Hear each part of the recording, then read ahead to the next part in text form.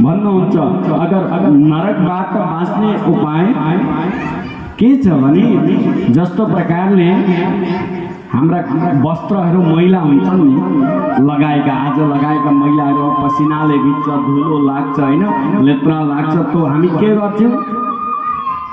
भोलि बिहान धुन्छौं। अब आफूले धुन भ्यायौं भने त ठिकै छ, आफूले धुन भ्याएन भने कहाँ दिनु पर्यो? धोबी घाटमा। आफूले धुँदा त अलिकति मायाले धोइन्छ, फाट्छ कि केही लाग्छ कि भनेर। धोबीले फेरि माया गर्दैन, खुब पिट्छ, किनभने त्यो वस्त्रलाई सफा गर्नु छ। त अझै धेरै मैला जुन जस्तो कि हामीले पाकशालामा कर्म गरेका जुन वस्त्रहरू हुन्छ नि, तेलहरू हल्दीहरू लागेको, त्यसलाई कसरी धुनुहुन्छ भन्नुहोस् त? राधे राधे। त्यसलाई गरम पानी गर्नुहुन्छ, अलिकति सर्फ हाल्नुहुन्छ, भिजाउनुहुन्छ है, अनि त्यसको तेल मैलाहरू जान्छन्। त्यस्तै प्रकारले अगर व्यक्तिहरूले एक दिनमा भएको पाप जानी नजाने दृष्टिले, सोचले, स्पर्शले भएको पाप सधैँ भगवानको सत्संग गरो, भगवानको नाम लियो, कीर्तन गरो भने त्यो सजिलै के हुन्छ? त्यो पाप नाश हुन्छ। तर होइन हो, म त एकैचोटि जाप गर्छु, बुढो उमेरमा जब काममा लाग्ने हुन्छु कसैको त्यति बेला माला लिन्छु भन्दाखेरि धोबीको पारा आउँछ।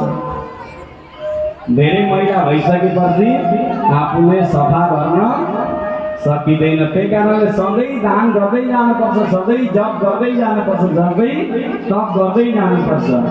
र यहाँ सुखदेव भगवानले पनि भन्नुहुन्छ के, हे राजन, केचित् केवलया भक्त्या वासुदेव परायणा अगम भुन्वन्ति कार्ष्णेन निहारमिव भास्कर। केचित् केवलया भक्त्या, अगर कुनै भक्तले जानेर होस् अथवा अज्ञानमा हो, अगर आप जानबूझकर हो अथवा अनजान में हो, अगर आपने भगवान का नाम ले लिया तो आपका पाप नाश हो जाएगा। केचित् केवलया भक्त्या वासुदेव परायण। विचार कीजिए, तो भगवान को नाम लिनुहोस्। राजा जान्दैन तो ज्ञान वस्तुसँग मतलब छैन। कस्तो?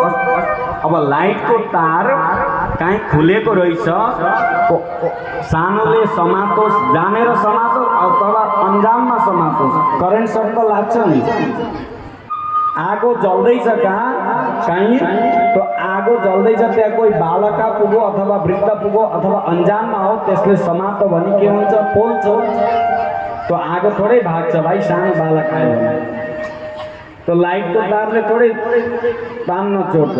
त्यस्तै हास गर्दा, खेलकुदमा होस्, कसैलाई गाली गर्दा होस्, कुनै पनि समयमा हजुरहरूले भगवानको नाम लिनु भने हजुरहरूको पाप नाश हुन्छ। कहाँ धुलाइ हुन्छ, पाप नाश हुन्छ भगवानको नाम लिँदाखेरि। जस्तो प्रकारले अन्धकार त थियो, राति हुँदा अन्धकार हुन्छ नि, तर सूर्य नारायण आउने बित्तिकै अंधकार हाम्रो के हो?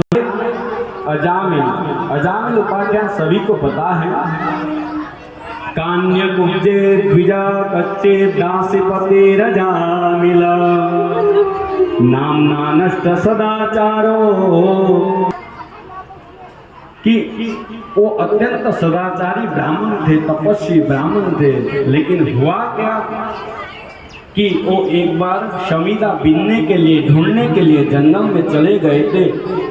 उस स्थान में एक दुराचारिणी स्त्री को देख लिया, उसको आगे जाकर वो 2-4 बच्चे हो गए। बच्चे होने के बाद एक संत घर पर आ गए। संत पूछते हैं कि भाई अपने अपने बच्चों का नाम बताओ।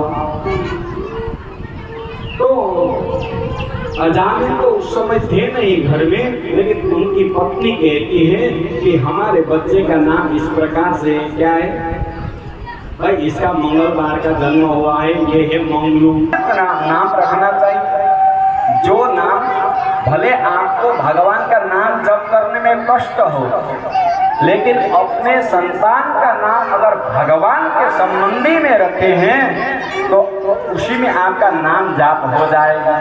मान लीजिए आपका बेटा का नाम है कृष्णा, ठीक है स्वामी जी, आज के बाद मेरे जो संतान होगा उसका नाम मैं नारायण रखूंगी। स्वामी जी चले गए, संत चले गए। संत का काम तो ज्यादा देर एक गृहस्थ आश्रम में वो नहीं रहते, उनका काम है किसी को उद्धार करना और चला जाना। वो यमदूत आ गए, यमदूत आके कहते हैं भाई अभी हमारे पास तुमको जाना होगा। अजामिल डर गया, ओहो ये क्या हुआ, कैसे दूत आए बड़े बड़े मुसल लेकर, तो चिल्लाने लगा क्योंकि नारायण को खूब प्रेम करते थे। नारायण उस स्थान पर आया नहीं, लेकिन नारायण के जो दूत थे वो दूत आ गए। दूध आकर वो जो यमदूत थे उनको भगा दिए। अरे तुम लोग यहाँ क्यों आए हो, इसने तो भगवान का नाम लिया नारायण। यमदूत कहते नहीं नहीं, इसने भगवान का नाम नहीं लिया है, अपना बच्चा का नाम लिया है, अपना बेटा का नाम लिया है। तो भगवान के पार्षद कहते हैं ये बताओ पहले कि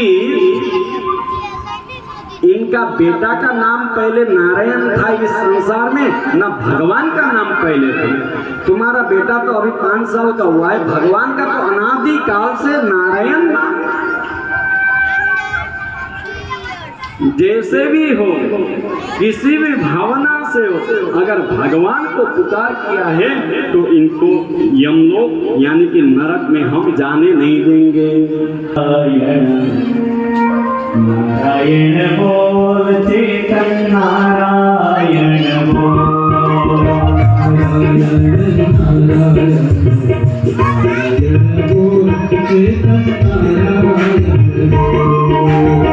नारायण नारायण भाई ताले धरी संसारी भाई ताले धरी ले तबेत हंस नारायण बोल चेतन नारायण बोल, जैसे ले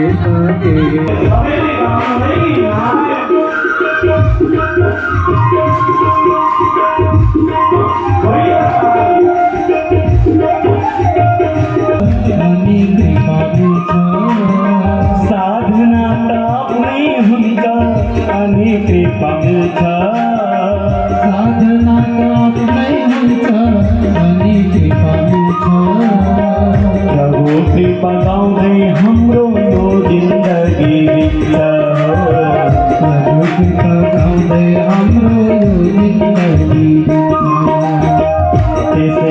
शास्त्र हरि हरि बोल चेतन हरि हरि बोल, हरि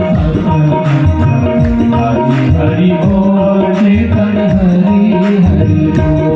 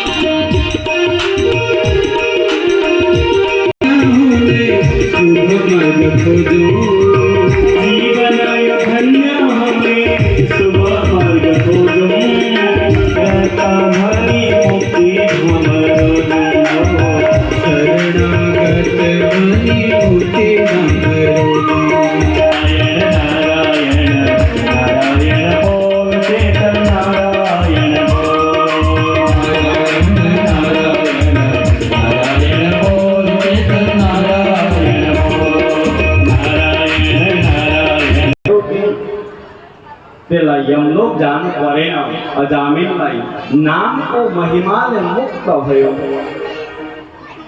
ते कारण सुखदेव भगवान ने भन्नुहंस सांकेत्यम परिहास्यम वा स्तोभम हेलनमेव वा वैकुंठ नाम ग्रहणमशेषा घरम विदु। हे जानने वाला व्यक्ति हरो सांकेत्यम सांकेत रूप में संकेत रूप में पनि कसैले भगवान को नाम लिन्छ नि कहिले कहिले ए नारायण ए हरि त्यस्तो प्रकारले बा हास परिहास गर्दा मजाक गर्दाखेरि के गर्छु भगवान को नाम कहिले कहिले मजाक गर्दाखेरि ए तेरो राधे तेरो कृष्ण तेरो नारायण मची हिँडेकी एक कति नारायण भनेर भन्नुहोस् त राधे राधे। त्यसरी कसै कसैले मजाकमा लिए पनि त्यो कहाँ जान्छन् वैकुण्ठ प्राप्त गर्छ। अनि ती यमदूतहरूले यमराज के पास जाकर कहने लगे कि हे यमराज जी मैं आज से आप लोग का नौकरी चाकरी नहीं करना है, लो अपना मुसल्लो रख देते हैं और मैं नौकरी छोड़कर चले जाऊंगा। यमराज जी कहने लगे नहीं नहीं ऐसा मत करो। क्यों? क्योंकि नाम का महिमा बहुत बड़ा है। नाम का महिमा सब लोग नहीं जानते। कई लोग 12 लोग ही ऐसे हैं जो नाम का भगवान का नाम का महिमा जानते हैं। ऐसे कौन कौन है? स्वयंभोर नारद शंभो कुमार कपिलो मनो प्रहलादो जनको विष्णु बलिर्व्यास ऐसे 12 लोग ही इस संसार में है जो भगवान का नाम का महिमा जानते हो। ये कौन कौन है? स्वयंभू है और मनु नारद, फिर शंभु मतलब भगवान शंकर जी, फिर कुमार सनत कुमार, फिर कपिल भगवान, प्रहलाद जी जानते हैं, जनक जी जानते हैं, भीष्म जी जानते हैं, बलि ये भगवान का नाम का महिमा जानते हैं। कितने हैं? 12। द्वादशे ते विजानीमो धर्मं भागवतम भट्टा। 12 यानी कि 12 लोग ही भगवान का नाम का महिमा जानते हैं। फिर यमराज जी कहते हैं भाई रुको अभी बहुत काम बाकी है। क्या है? तो यमदूत पूछने लगे भाई महाराज हमें ये बताइए कि कैसे लोगों को नरक में लेकर आना है, ये तो हमें चिन्हित कर दीजिए। तब कौन? यमराज जी कहते हैं जिह्वा नवक्ति भगवत गुण नाम ध्येयम चेतश्च न स्मरति तच्चरणारविन्दम् कृष्णाय नो नमति यच्छिर एकदापि तानानयद्रमसतो कृतविष्णु कृत्या। लेखने योग्य श्लोक है, ध्यान दीजिए कैसे लोग नरक में जाते हैं। कैसे? जिह्वा नवक्ति भगवत गुण नाम ध्येयम, जिनका जिह्वा होते हुए भी भगवान का नाम नहीं लेता है ऐसे व्यक्ति नरक में जाना पड़ता है। फिर भगवत गुण नाम ध्येयम, जीवा तो है, बाकी वस्तु को मजे से खा सकता है, बाकी व्यर्थ की बातें अनर्गल बातें खूब कर सकता है, लेकिन भगवान का नाम नहीं ले सकता है। ऐसे व्यक्ति को लेकर आना कहाँ? नरक में। फिर कैसे? चेतश्च न स्मरति तच्चरणारविन्दम्, जिनका चित्त होते हुए भी भगवान की चरण का याद नहीं करता है, ऐसे व्यक्ति को नरक पर लेकर आना, उस जीवात्मा को हम ताड़ना देंगे। कृष्णाय नो नमति अचिर एकदापि। अरे जिसका सिर इतना सुंदर है, चल सकता है, फिर सकता है, सब कुछ भार ढो सकता है, लेकिन भगवान के मंदिर जाने के बाद, सत्संग में जाने के बाद, गुरु के पास जाने के बाद, नामघर में जाने के बाद, मंदिर मठ में तीर्थ में अपने पिता माता के पास जाने के बाद जो सिर अपना नहीं झुका सकता है, ऐसे व्यक्ति को कहाँ लेकर आना? बोलिए ना। हाँ, नरक में। ऐसे व्यक्ति को नरक में लेकर आना। कृष्णाय नो नमति अचिर एकदापि। सिर तो है, बहुत सुंदर है, लेकिन भागवत को प्रणाम नहीं कर सकता है, मंदिर में जाकर झुक नहीं सकता है, अपने पिता माता के पास जाकर झुक नहीं सकता है, अपने सम्मान करने वाले व्यक्ति का चरण स्पर्श नहीं कर सकता है। ऐसे व्यक्ति को क्यों? ये सिर का काम है ही क्या? अंतिम में ना, जब अंत्येष्टि संस्कार होता है, उस समय में सिर को खूब डंडा से मार मार कर उसे फोड़ देते हैं। भाई तू बहुत अहंकारी था ना, भाई कहीं जाके भी तेरा सिर नहीं झुकता था, झुका। इसलिए ये सिर का कोई काम है नहीं। कोई कितने लोग का मृत्यु हो गया, लेकिन आज तक किसी ने इसका सिर बहुत सुंदर था बोल के सजा कर रखे हैं क्या घर पे? नहीं। भले एक पशु प्राणी का किसी ने सिर को सजाकर अपने घर में रखे होंगे द्वार में, लेकिन मनुष्य का सिर नहीं रखते। अगर रखेंगे तो उसका घर में कौन जाएगा? बोलिए ना राधे राधे।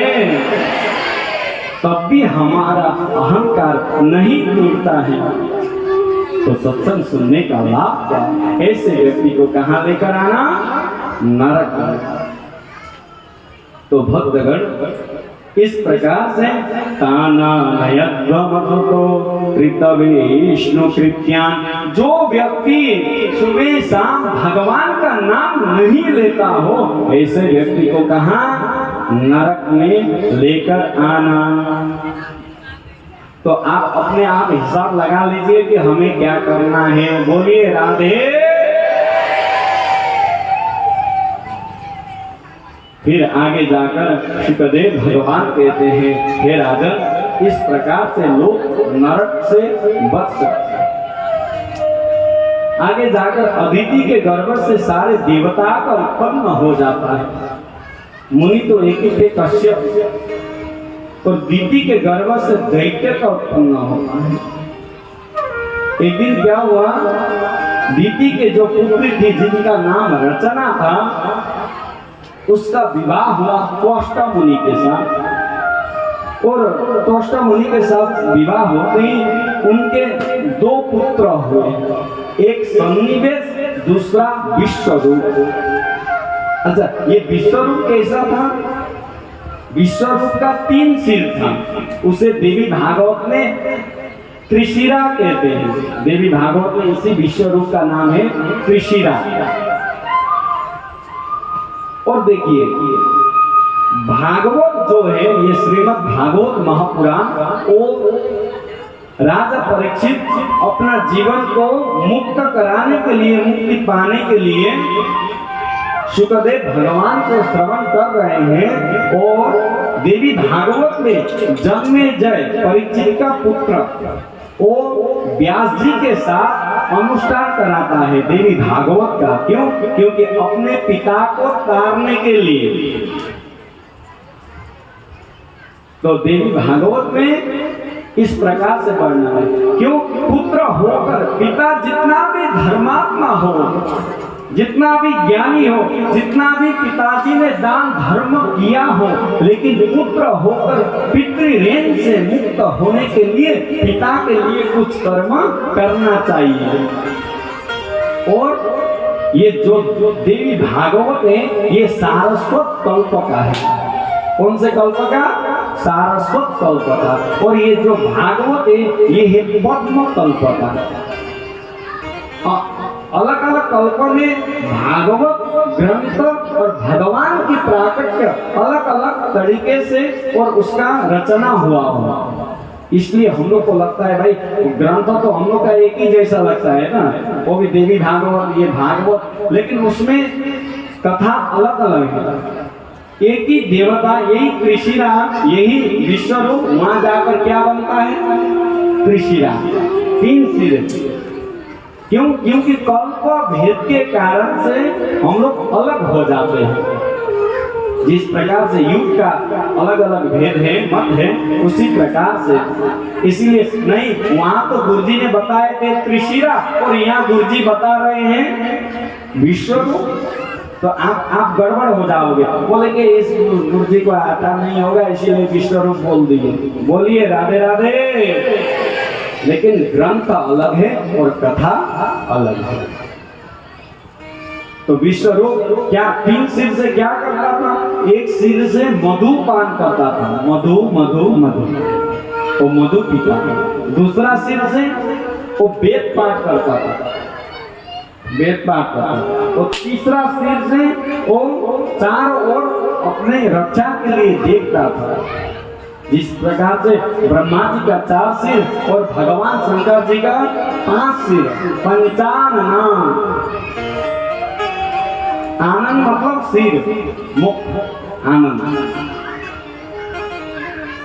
तो भगवान शंकर जी का मुख कितना है?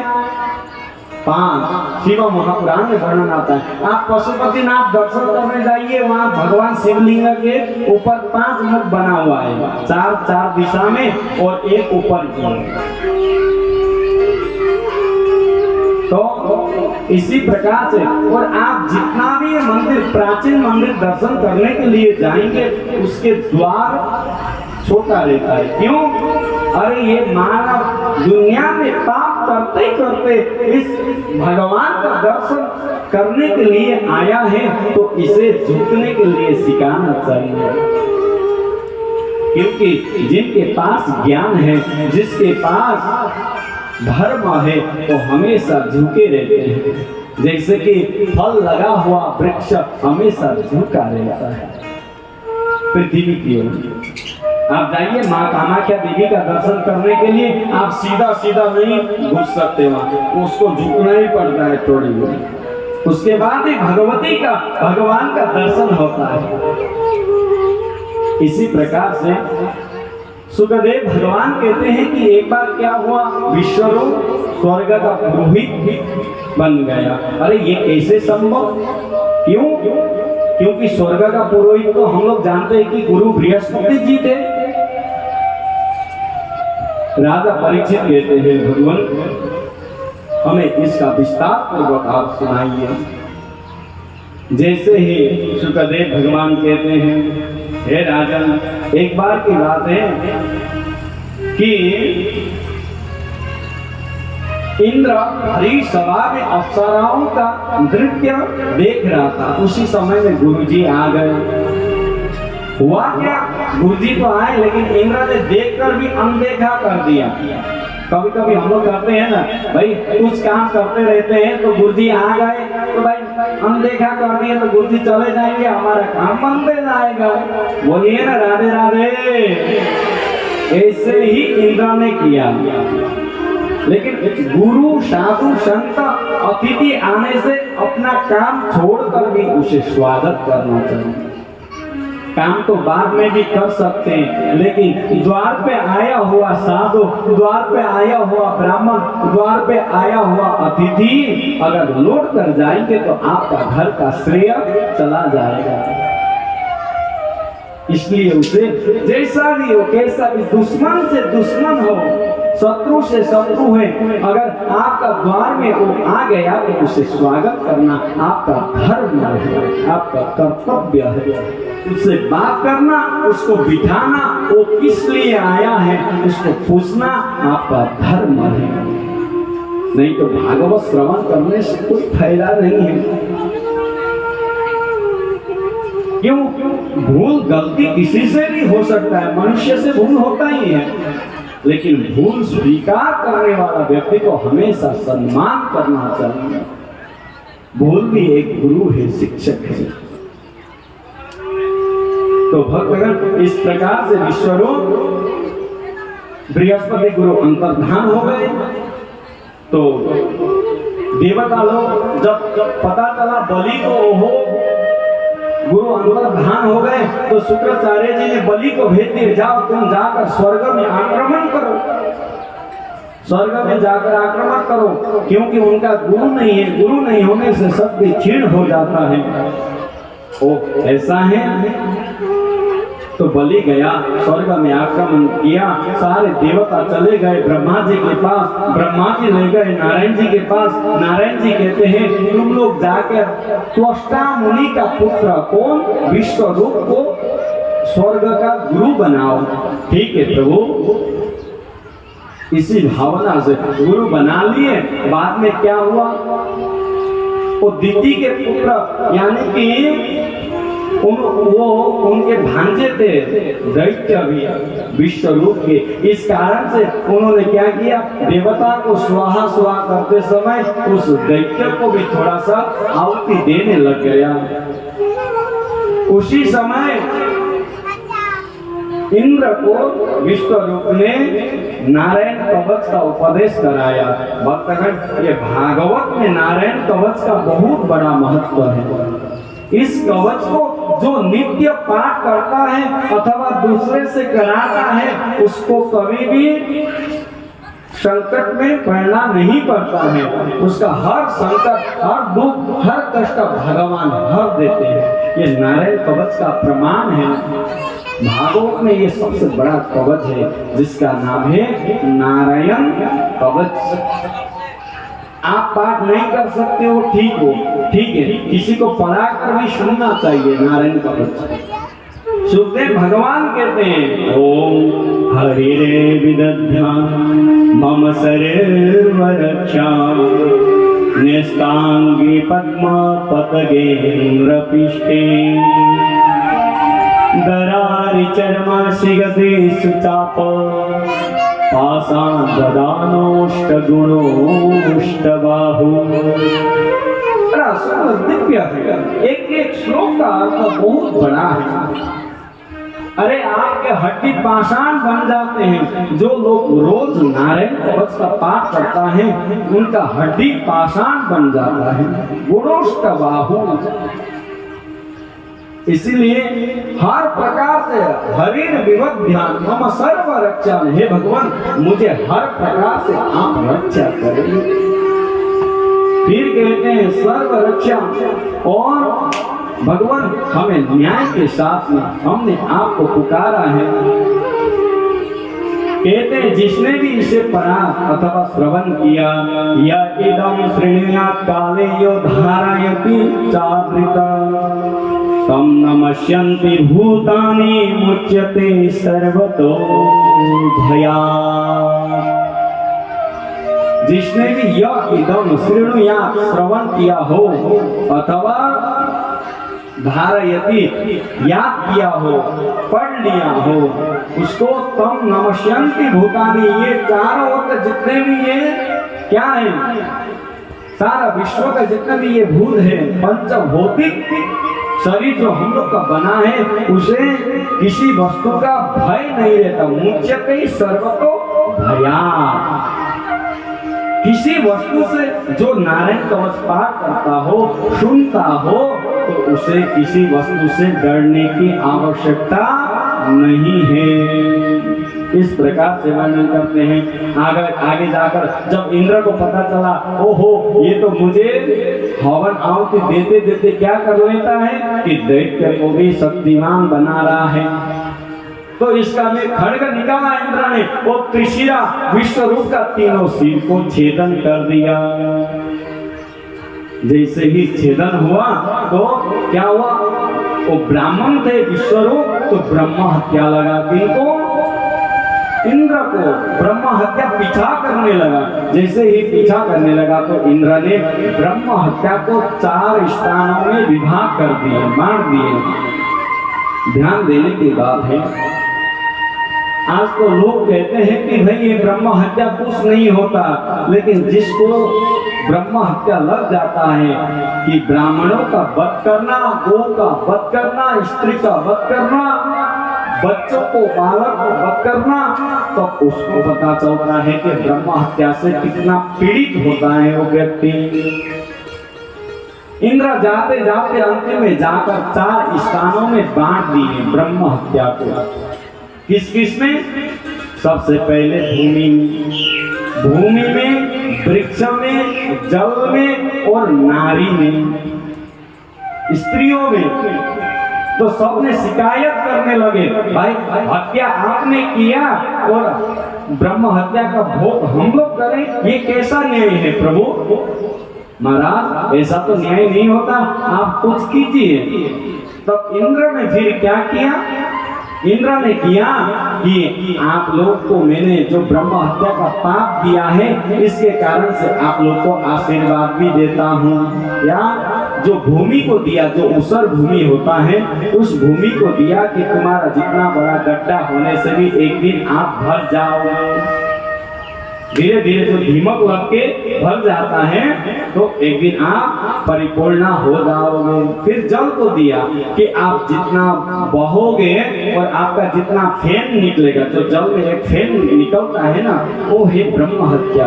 उसको इसीलिए हमारे पूर्वज उसको उस फेन को हटाकर फिर जल पीते थे। लेकिन जितना फेन निकलेगा उतना क्या होगा? विशुद्ध होगा, जल पानी पवित्र होगा। जितना बहेगा, बहता पानी हमेशा क्या होता है? रमता जोगी, और बहता पानी हमेशा पवित्र होता है। एक स्थानों में जो पानी है वो गंदा हो सकता है, लेकिन जो बह रही है ऐसा जल कभी भी गंदा नहीं होता है, इसलिए उसमें दिया। फिर वृक्ष में जो गोंद निकलता है उस वृक्ष को दिया। भाई तुम्हें जितना काटने के बाद फिर से तुम जीवित रहोगे, तुम कभी मरोगे नहीं। जो आठा गोंद निकलता है वो ब्रह्म हत्या है। फिर नारी कहने लगे हमें क्यों दिए? तो इंद्र कहते हैं कि नारी जो है उनको ये जो रजस्वला है, जो मासिक धर्म होता है, वो ब्रह्म हत्या है।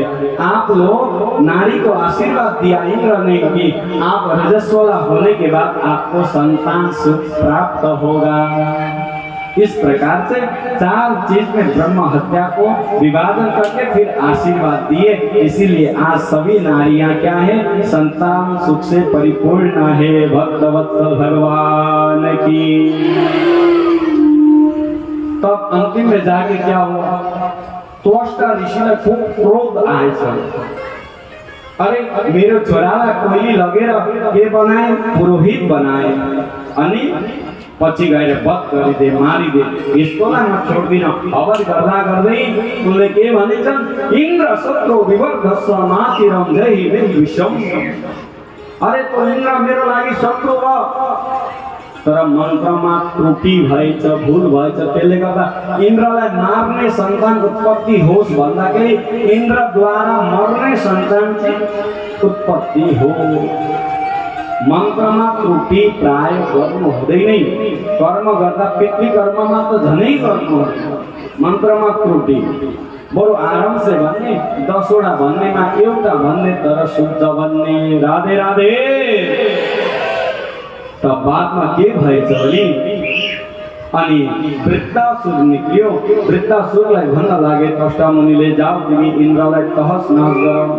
जस्तै वृत्तासुर गयो, ठुलो आकारको भव्य ठुलो शरीर यज्ञबाट प्रकट भएको इन्द्रसँग गएर युद्ध गर्न लागेछ।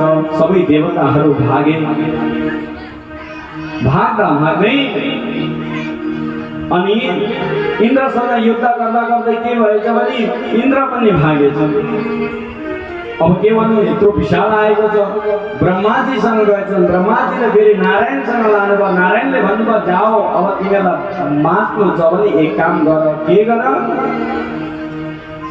भन्दाखेरि दधीची मुनिसँग जाओ, उसको हड्डीको द्वारा वज्र बनायो भने तिमीहरू बाँच्छौ। सिधै देवताहरू दधीची मुनिको पासमा आएर भन्दछ, हे मुनि मलाई हड्डी दिनुहोस्। अरे बाबा, संसारमा कसैले कपडा माग्छन्, कसैले खानेकुरा माग्छन्, कसैले धन माग्छन्, यो त हड्डी माग्न।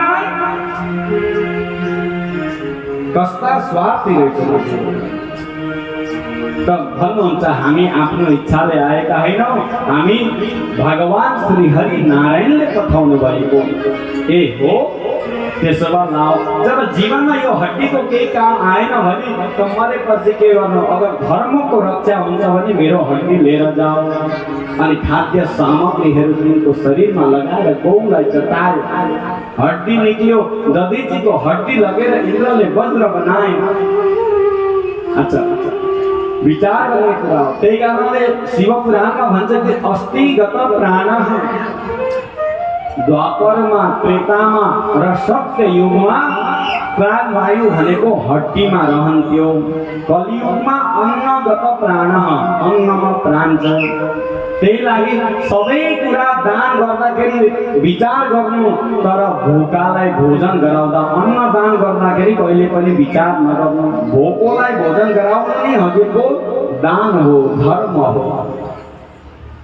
अरू कुरामा विचार गर्नु,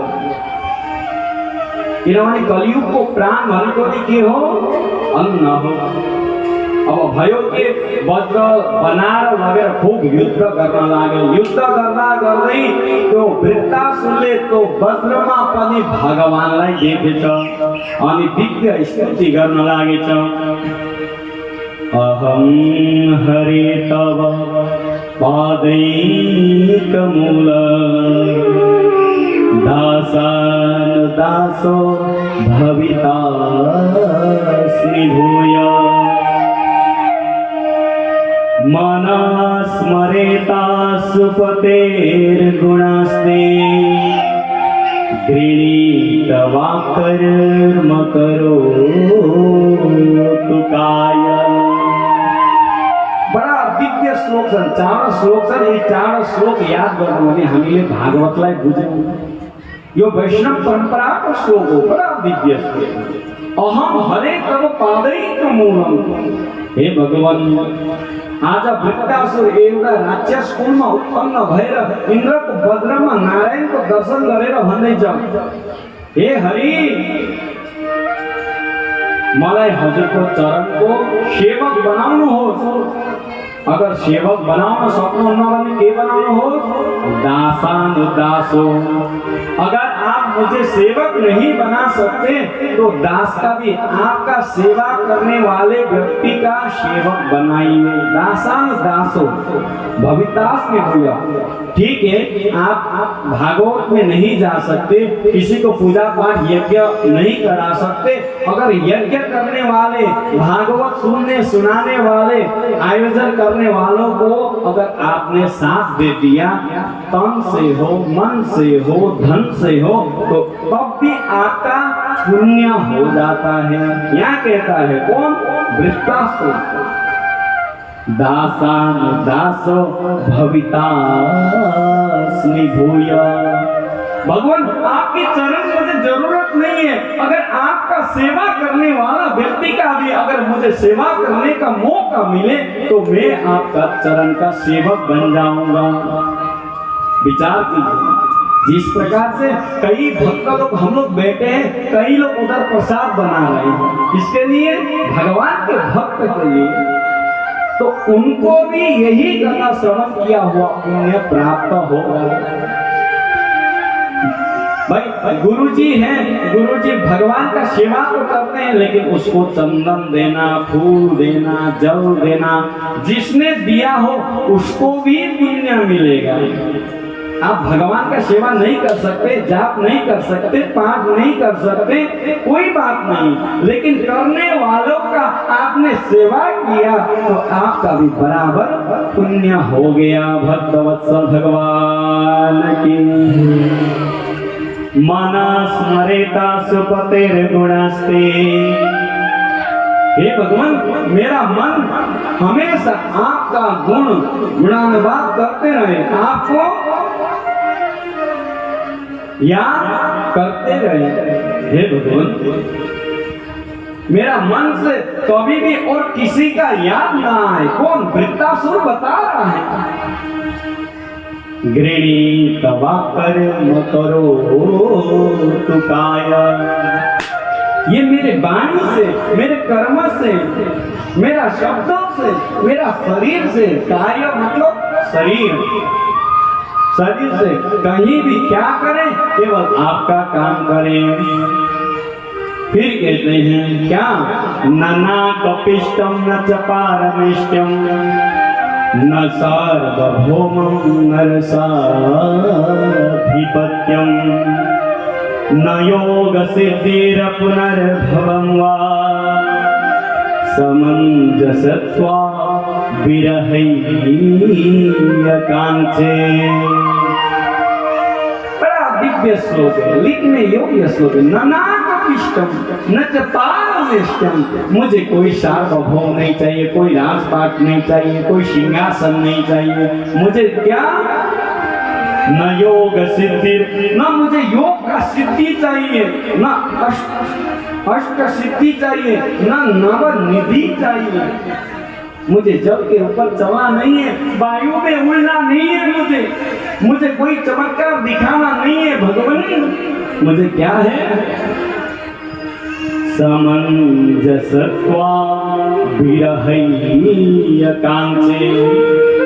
भगवान मुझे इतना शक्ति दीजिए, इतना ताकत दीजिए कि मैं आपकी विरह में केवल रोते रहूं। जिस प्रकार से गोपिनियां भगवान को पाने के लिए रोती हैं, उसी प्रकार से हम भी भगवान को पाने के लिए विरह, हमें दुख हो कि आज हमें क्यों भगवान का दर्शन नहीं हुआ, आज हमारे भगवान का सत्संग सुनने को हमको क्यों नहीं मिला। हमें क्या हो, मन में दुख हो। इस प्रकार से भगवान को याद करना। फिर कहते हैं क्या, कैसे याद करें भगवान को, अजात पक्षम इव मातरम खगा स्तन्यं यथावत् सतरा क्षुधार्ता प्रियं प्रियैव विशुद्धं विषन्ना मनोरविन्दाच्च दृदीक्षते त्वाम्।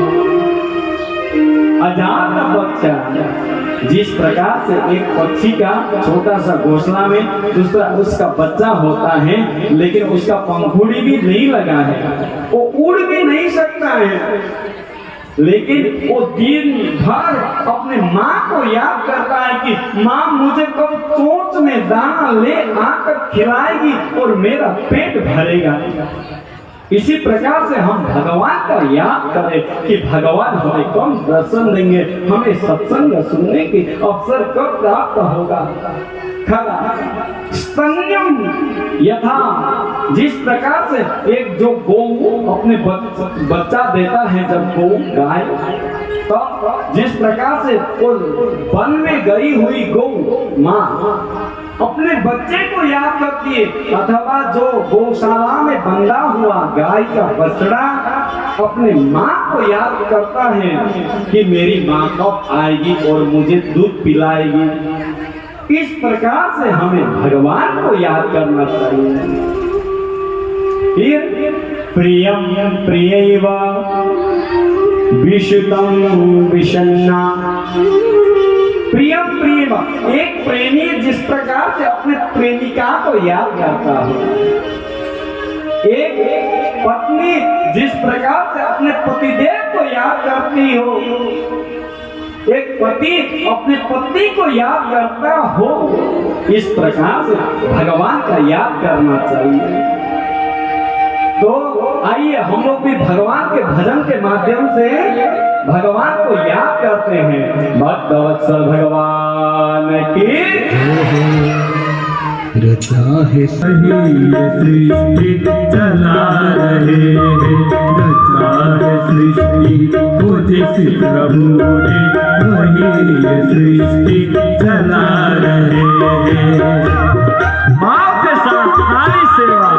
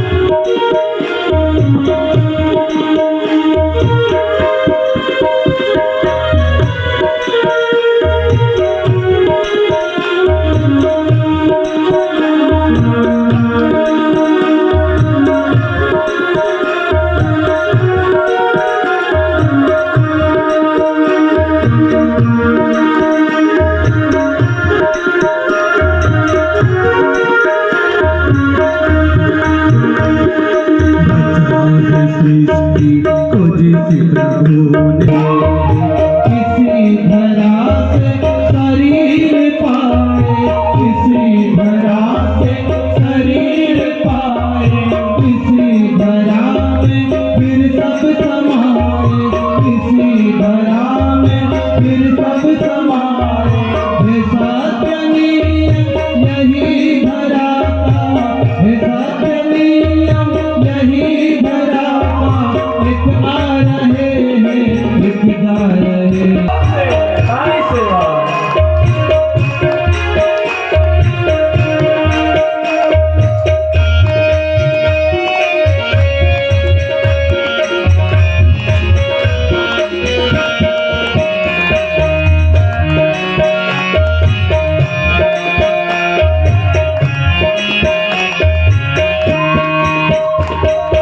जिन्होंने भेजा जगत में जाना, जिन्होंने भेजा जगत में जाना, तय कर दिया लौट के फिर से आना, तय कर दिया लौट के फिर से आना।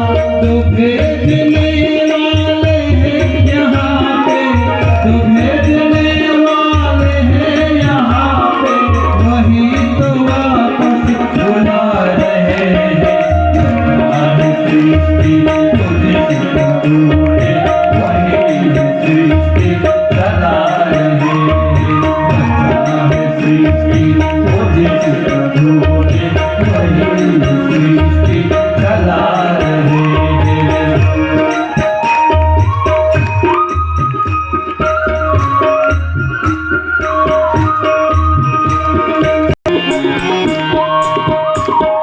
बैठे हैं जो धान के बालियों में, बैठे हैं जो धान की बालियों में, समाए मेहंदी की लालियों में, समाए मेहंदी की लालियों में। हर डाल हर पाते में समा कर, हर डाल हर पाते में समा कर, गुल रंग बिरंगे खिला रहे हैं।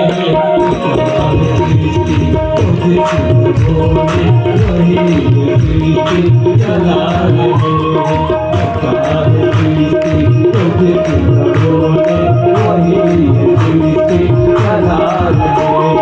जो पेड़ हमने लगाया पहले, जो पेड़ हमने लगाया पहले, उसी का फल हम अब पा रहे हैं। सृष्टि को जिस प्रभु ने, वही सृष्टि चला रहे हैं। सृष्टि को जिस प्रभु ने। इस प्रकार दिव्य सुखदेव भगवान ने राजा परीक्षित सुनाउनु हुँदै जाए कि भयो अगाडि के भन्दाखेरि जब वृत्तासुरले भगवानको दर्शन गर्न लाग्यो त्यति बेर इन्द्रले अवसर पाएर दौडे हात काट्यो, दौडे हात काटो, विकराल शरीर, ठुलो मुख बनायो, श्वासले खिच्यो जस्तो प्रकारले अजिगरले खिच्छ। यस्तो प्रकारले सुखदेव भगवानले दिव्य कथा प्रसङ्गहरू सुनाउनु हुँदैछ। भक्तवत्सल भगवान की, आनन्द कान्त भगवान की जयकार का ध्वनि को कब मिल रहा है। कल हम लोग ज्यादा थे लेकिन सबका जोर से सुनाई पड़ रहा था। आज क्या हो गया? भागवत भगवान की, कृष्ण कन्हैया की। आज बड़ा आनंद आइरहेको छ हजुरहरूको उपस्थिति देखेर। आज साथैमा प्रकट हुनुहुन्छ बाल मुकुन्द भगवान के भएछ भने संसारमा अनेक मनुष्य हुन्छ। कोई कोई व्यक्ति इतने लोभी होते हैं, आफूलाई आफ्नो खर्च गर्नको लागि पनि लोभ गर्छन्। राधे राधे। अरे कथा मृत्यु छ, हामीलाई एकाउन्टा जान सक्ने कति बेर जाने आज जब भजन चलेको हुन्छ कथाको बेलामा अधिक कन्जुस हो। ऐसे व्यक्ति का नाम नहीं लेना चाहिए। धेरै लोभी जन त्यस्तो व्यक्तिको नाम पनि नलिनु, पाप लाग्छ। त एउटा गाउँमा 3 जना व्यक्ति कन्जुस रहेछ, कन्जुस लोभी, आफ्नो लागि खर्च गर्न पनि लोभ गर्दा रहेछ। हे भगवान, भाइ धन सम्पत्ति के को लागि कमाएको? अथवा यस्तो रोग लाग्छ संसारमा कि भाइको धनले पनि पुग्दैन। अब प्राय भनाइ मात्रै हो, अब दैवको खटन त हामीलाई थाहा हुँदैन। धन कम्ती हुनेलाई रोग कम्ती हुन्छ अरे के भन्नुहोस् त? राधे राधे। धन धेरै हुनेलाई त भाइ अलिकति यहाँ घोच्न थाल्यो, किन घोच्यो यसले अब गयो। अब त घोचेको खोज गर्दा गर्दै अर्को बिमार निस्किन्छ। विधिको विधानले लेखेको त हट्दैन। यो जुन छैटौँमा ब्रह्माजीले 6 दिनको दिन भाग्यमा लेखिदिनुहुन्छ अरे कसले संसारमा गएर के गर्छ यपूर्व विधिना ललाट लेखित, ललाटमा लेखेको कुरा। अरे धन पनि धेरै जम्मा गरेर राख्नु हुँदैन हो, त्यति कन्जुस हुनु हुँदैन। कसको लागि? छोरा नातिको लागि राम्रो कुरा हो। खर्च गरेर दान पुण्य गरेर रहेको धन राखिदिनु हो, तर नखाई नखाई पोटुका बसेर त अरे अरे छोरो योग्य भयो भने, अगर छोरा सुयोग्य भयो भने त आफै कमाएर खाइहाल्छ। अगर छोरा राम्रा योग्य भएन त आफूले कमाएको 2 मिनेटमा खत्तम। आफ्नो सन्तानलाई चाहिँ योग्य बनाउनु। सुपुत्र भयो भने त हजुरले कमाएको धन राखेर सारा संसारलाई उज्यालो पार्छ। कुपुत्र भयो भने मती बिग्रियो भने के गर्नु ती धन? त एउटा गाउँमा 3 जना अत्यन्त लोभी रहेछन्, जसको नाम के हो?